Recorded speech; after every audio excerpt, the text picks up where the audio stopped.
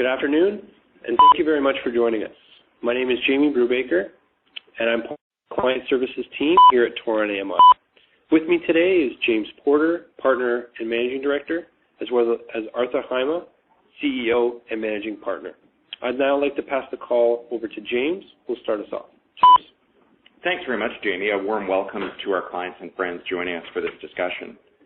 Today's call is a new initiative for us at Toron AMI. We aim to provide you with another access point to our thinking, as well as a forum for questions and discussion. We do look forward to receiving your feedback on the call and on future topics you would like us to cover. Our call today is on current economic topics and how they impact markets. There certainly is no shortage of debate in the media about government deficits, the importance of consumer confidence, role of central banks in our economy, and the unprecedented efforts undertaken by central banks in recent times. What will the impact be on the economy? Media attention, in fact, to central bank and government policy has probably never been higher. Terms like the fiscal cliff and debt ceilings are probably heard as often in taxi cabs as they are within our industry. Reminds me of a phrase from a well-known psychologist: a wealth of information creates a poverty of understanding. So there certainly is a lot of information out there, and today, with the help of our CEO, Arthur Heima, just back from an IMF conference in Washington, will walk us through some current topics in economics and how he feels and how Toron AMI feels they will be impacting the markets. Arthur? Thanks, James. As James said, I was recently privileged to go to the 14th Annual Research Conference in Washington. And it was really, for such a small conference, there was certainly an amazing number of well-known economists there. Among them, Paul Krugman, Lawrence Summers, Carmen Reinhardt, Ken Rogoff, Christy Romer, and Ben Bernanke. So it was really interesting to be there. Well, ask, why would we want to go there? And the biggest reason is we want to get a good understanding of how senior policymakers are thinking about the economy, and in particular how that translates to how the Fed is likely to behave. So what I've done is that I've split the presentation into two parts. And the first part is really setting the stage and trying to think how to think about what's going on in the economy today. And the second part really is to talk about how to think about the central banks, and in particularly, what is the Fed policy? What are they thinking about, and how are, based on the Fed policy, what do we expect to see over the coming months? Now, one of the questions that we often get asked is that they ask about the economy, and they think about the economy or the government as similar to a household. And I'd like to use a brief example here to talk about why the economy isn't a household, and just sort of give you an idea of how to think about the economy. So in very simple terms, we'll start with my house, and living next to me is, of course, Jamie. And Jamie, of course, he was working in the service industry, and he works really hard, and he keeps saving his money, and he's been, for the most part, diligent and quite conservative with how he manages money. Now, of course, I've been the opposite. I've gone and I've spent money like crazy, and I think that I can continue to borrow and continue to spend no matter what, and I've lived way beyond my means. Now, what happens if I decide, I've got to do something about it? So all of a sudden, I get worried and said, I've got to cut back. So what happens is that I end up cutting back my spending, and I stop going to restaurants, I stop spending my money. But if you look at what happens to Jamie, because all of a sudden I'm not spending, he ends up perhaps being laid off. So even though I'm pursuing the right thing for me, so all of a sudden I've cut my expenditures and tried to get my fiscal house in order, the result of me doing that is that Jamie all of a sudden loses his job. So when you think about it as an economy, so you think of both Arthur's house and Jamie's house together, that the economy is actually worse off. Because now, instead of both of us being employed, we have somebody that's unemployed now, and the economy is actually a little worse off. Now, if you look at it, the key point that I'm trying to drive home is that my spending, or indeed anyone's, is somebody else's income. And to the extent that I drop my spending or reduce my spending, something else has to step into that void. And that something else has traditionally been either the central banks by dropping interest rates, and that encourages spending, or the government step in and the government spend. But at this juncture now, what we have is in an environment where they can't drop interest rates any further. So the interest rates are already at zero, so they can't drop interest rates any further, and there's no political appetite whatsoever to actually increase spending.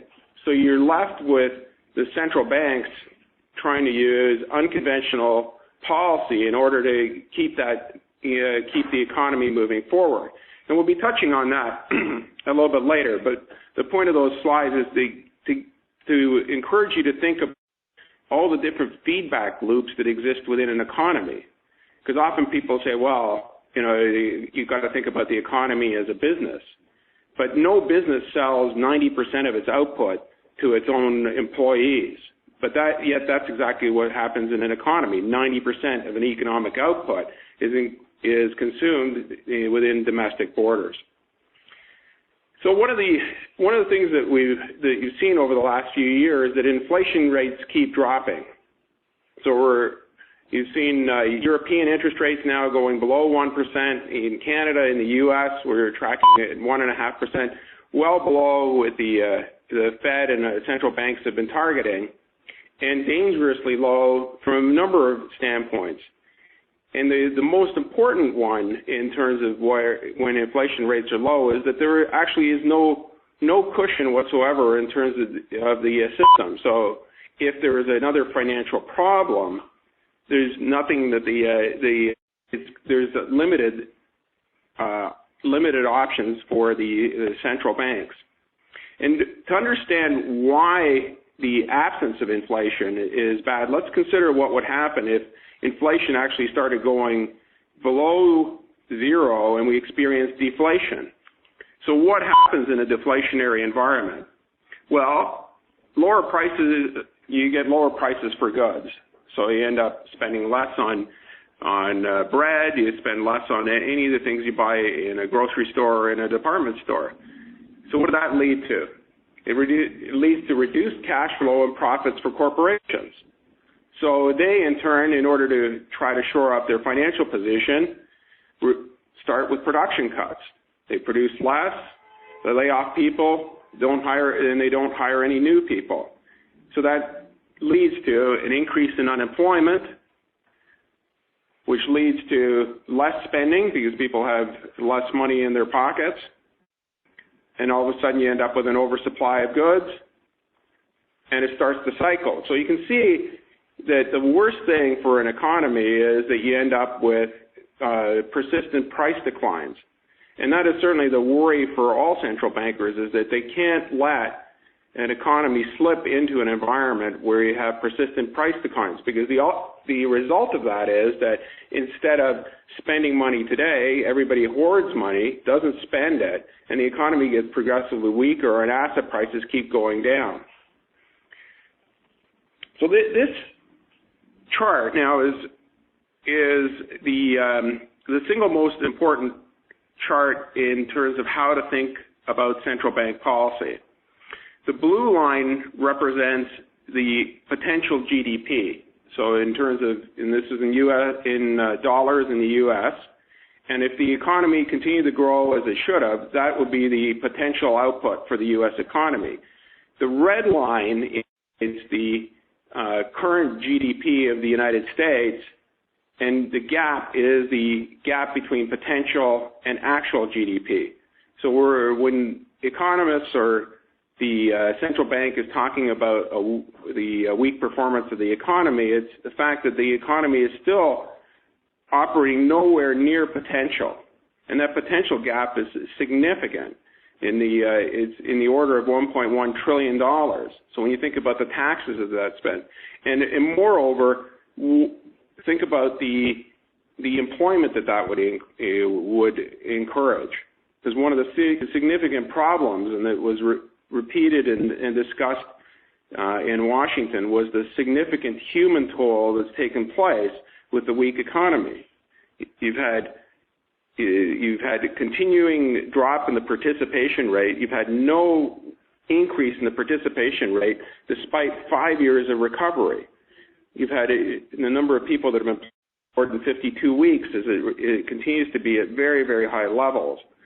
And indeed, with the recent cuts to the food stamps or the Supplemental Nutritional Allowance Program, the SNAP program, that you are getting people lined up on bread lines again in the U.S.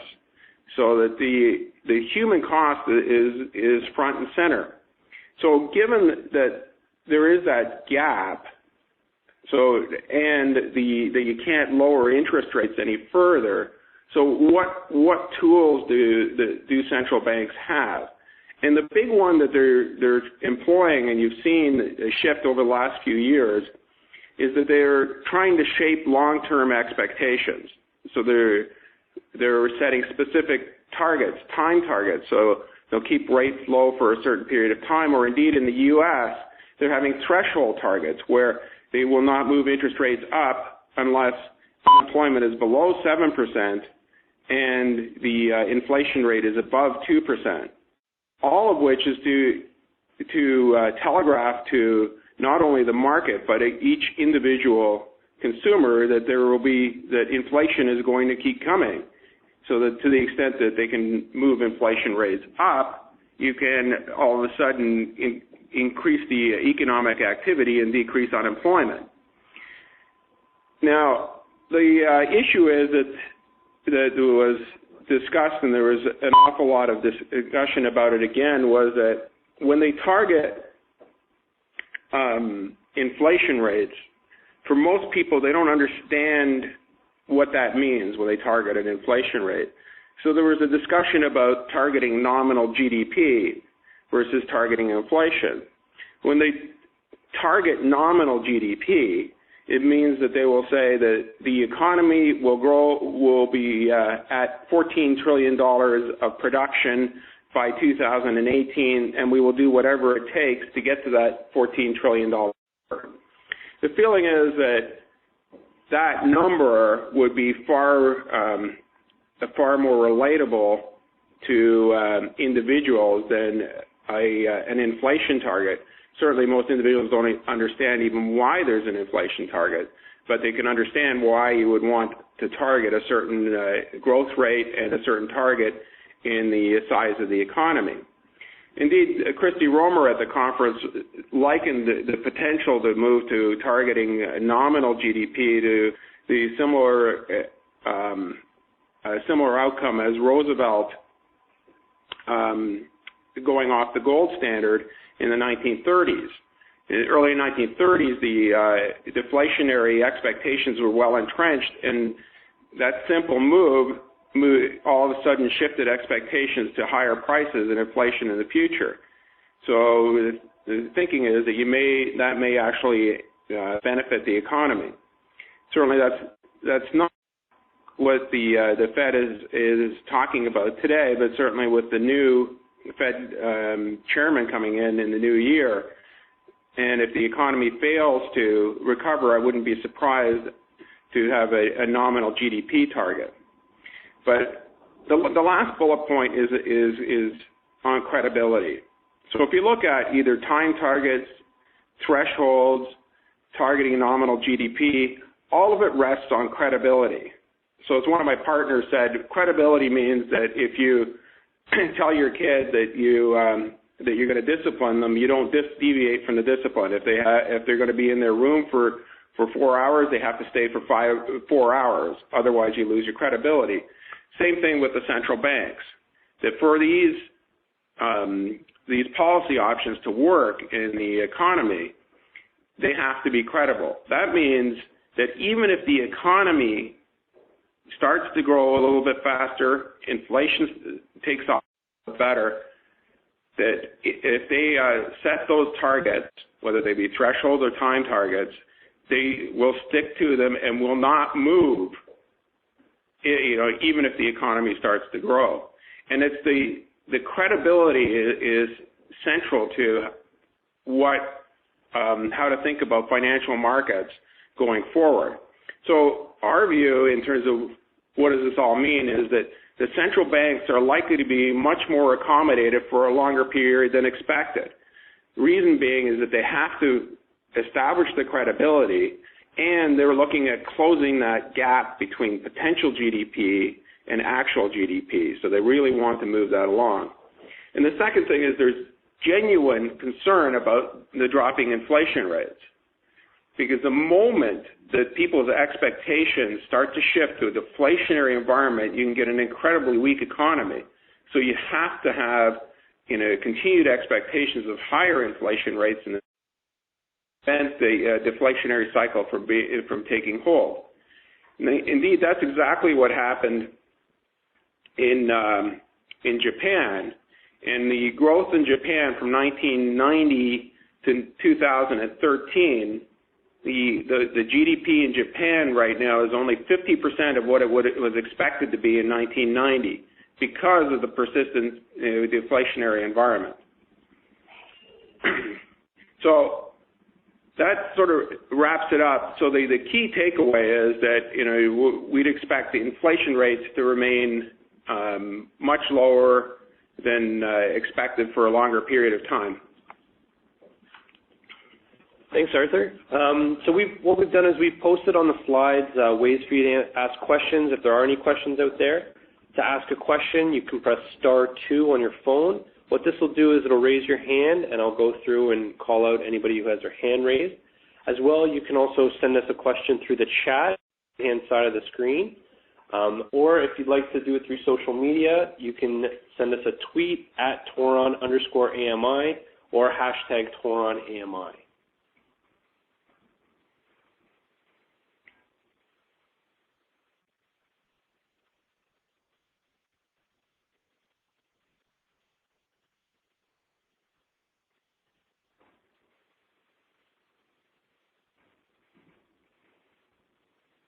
So I've got a question. Go ahead. No, hi, it's Brian McLean calling. Hi, Brian. Thank you, Arthur. That was very interesting. And I guess what concerns me is what does this mean to the long-term approach for Toron AMI in terms of your strategy in investing? We've been hunkered down, so to speak, for the last since 2008 with low returns and low interest rates. It sounds like that's going to change anytime soon. Does this mean you're going to do anything differently to try to bolster earnings, or are we steady as she goes? The way that we'll incorporate this view into our model is very much in terms of valuations, because valuations are dependent on the interest rate environment that you assume going forward. We're not going to change our approach at all. But given a lower interest rate environment going forward, what it'll do, work its way into the valuations that we have for particular holdings and which holdings are going to show up as being undervalued or overvalued or particularly good investments. What it does mean is that it's unlikely that the fixed income investments are really going to shine in this environment. Right. Does that mean we should be putting more emphasis on non-fixed income, on equity? That's something you'd have to discuss that, with. Right. Okay. And it's unique to each individual, so I'm reluctant to make a blanket statement. But what we're hoping to do is give you an idea of how to think about what's going on in the economy, and so that when you discuss your portfolio, you can have a deeper, more meaningful discussion about asset mix and how we're investing your money. Yeah. Okay. Thank you.